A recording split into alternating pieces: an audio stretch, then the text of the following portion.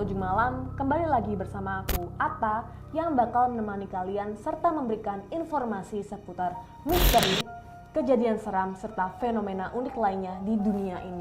Kali ini kita nggak bakal bahas yang terlalu serem di dunia nyata, tapi di dunia fiksi. Kalian mungkin pernah menonton sebuah film kartun. Terus entah kenapa imajinasi kalian berkeliaran kemana-mana nih.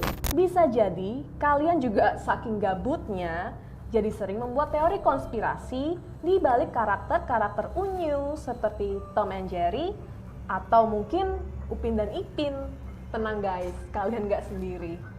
Karena banyak juga orang-orang yang suka halu nih tentang teori konspirasi, apalagi soal film kartun. Yang pasti beberapa teori ini banyak yang udah berkeliaran di internet sebelumnya. Dan kalau kalian mendengar soal teori-teori ini untuk pertama kali di channel ini, jangan lupa buat klik like dan komen mana saja yang sudah kalian tahu ya. So, daripada penasaran, siapkan mental kalian, jangan tengok kanan kiri, kita mulai ceritanya. Teori pertama hadir dari salah satu kartun paling populer sepanjang masa, yakni SpongeBob SquarePants. Kalian tentu tahu bagaimana kartun yang satu ini punya banyak hal-hal di luar nalar, seperti api yang bisa menyala di dalam laut, tapi kita nggak bakal bahas itu. Satu teori konspirasi yang terkenal dari kartun ini adalah SpongeBob dan keenam karakter utama lainnya menggambarkan 7 dosa besar. SpongeBob menggambarkan lust atau rasa nafsu, Tuan Krabs menggambarkan greed atau ketamakan dan sebagainya.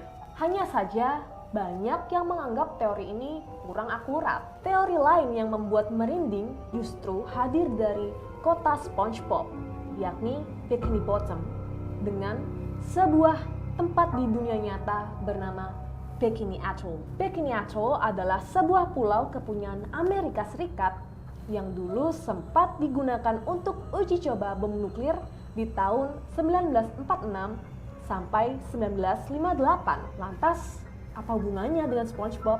Jadi di teori ini, SpongeBob dan seluruh warga Bikini Bottom merupakan makhluk laut yang terpapar bom nuklir yang membuat mereka menjadi bisa berbicara. Teori lain berpendapat kalau warga Bikini Bottom dulunya adalah manusia, tetapi menjadi makhluk laut akibat radiasi nuklir. Ngomong-ngomong soal kartun klasik nih, ada juga kartun timeless lainnya yang juga sering jadi bahan teori konspirasi, yakni Scooby-Doo. Berbeda dengan SpongeBob yang baru tayang pada tahun 1998, kartun kepunyaan Hanna-Barbera ini hadir menyapa penggemarnya dari tahun 1969. Dan sampai sekarang, Scooby dan gengnya yang bernama Mystery Incorporated masih tetap mengungkap dalang dari tempat-tempat berhantu. Yang anehnya, umur mereka tidak pernah berubah, meski latar waktunya selalu mengikuti zaman. Selain itu, tujuan mereka juga tidak pernah jelas mau kemana, yakni hanya berkeliling tanpa arah.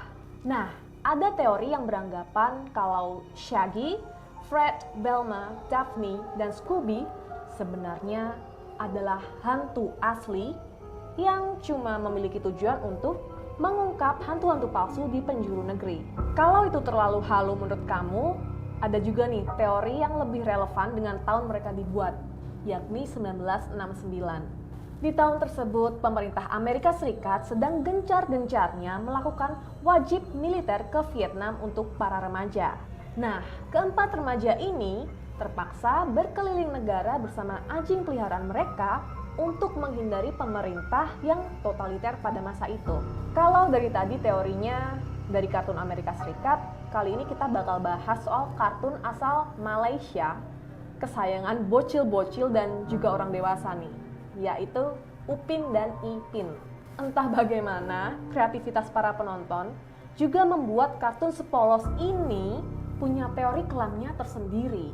Ada penonton yang berkata bahwa Upin dan Ipin ini sebenarnya hanyalah khayalan dari Kak Rosmata, makanya mereka nggak bisa tua.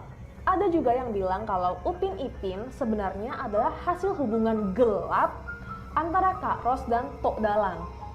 Waduh, Namun, salah satu teori yang paling membuat netizen geger adalah bahwa Upin Ipin diangkat dari kisah nyata dua anak yang sudah meninggal di tahun 1995 dan 1996. Hal ini makin dikuatkan dengan adanya kuburan yang bertuliskan nama kedua orang tersebut. Dari sekian banyak teori netizen, teori inilah yang membuat studio animasi pembuat Upin Ipin sendiri, yakni Lekopak, jadi turun tangan. Pada tanggal 17 Januari kemarin, mereka menjelaskan lewat akun Twitter mereka kalau Upin dan Ipin tidak berdasarkan dari kisah nyata, melainkan cuma mengambil inspirasi dari kisah pengisi suara opah maupun Tok Dalang. Lekopak juga mengatakan alasan kenapa Upin dan Ipin tidak punya orang tua, yakni karena pada waktu itu studio tidak punya cukup sumber daya untuk membuat animasi orang tuanya. Jadi terpaksa dibuat meninggal. Sebenarnya sesimpel itu ya alasannya ya. Dari kejadian ini kita belajar kalau boleh ya guys punya teori itu boleh. Asal jangan membuat kabar yang jadi simpang siur. Nanti masalahnya jadi mencuat kemana-mana nih. Kayak kasus Upin dan Ipin ini. Dari teori konspirasi yang udah kita bahas tadi, ada yang kalian setuju nggak? Kalau ada, tulis di kolom komentar ya. Oke, jangan lupa untuk like, share, dan subscribe, serta nyalakan notifikasinya biar kalian nggak ketinggalan video lainnya dari Ujung Malam. See you in another videos.